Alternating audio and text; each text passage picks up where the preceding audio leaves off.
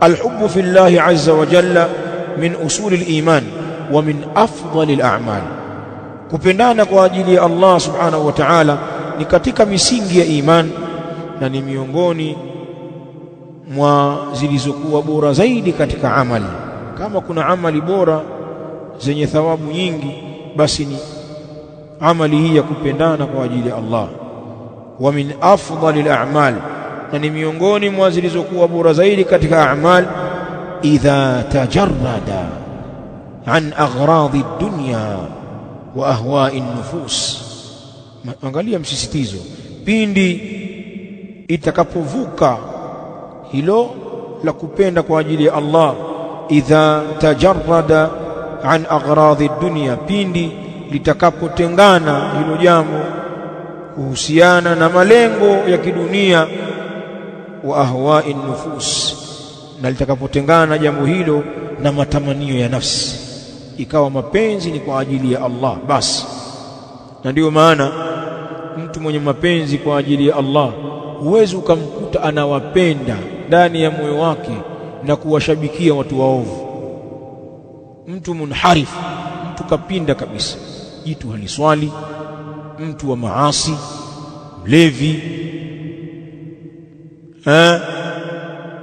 anafanya minkarati mbalimbali, huwezi ukamkuta mtu ana mapenzi naye. Swala kuzungumza naye ni swala mbali, utawazungumza maadamu Muislamu utamsalimia, lakini kipenzi changu, ukamkuta mtu eti habibi yangu kafiri. Kuna watu wako hivyo, yule rafiki yangu kwa ndani kafiri. Huo urafiki umekujaje? Alafu mpaka ukawa wa ndani. Maana ukizungumza rafiki wa ndani una mapenzi naye, lako lake, haiwezekani. Au jitu la klabu ndio habibi yako wewe, na mambo yenu mtakaa faragha mzungumze, una siri yako utamwambia.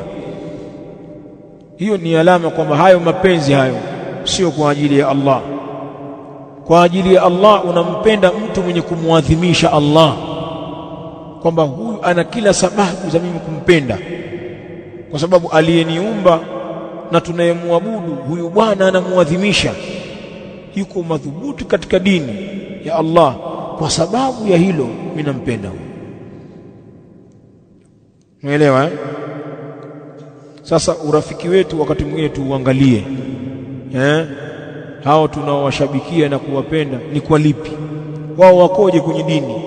Watu wengine watakuwa ni wa kawaida, lakini hakuna mapenzi ya hivi, bali wakati mwingine unamwambia mtu kwa maslahi.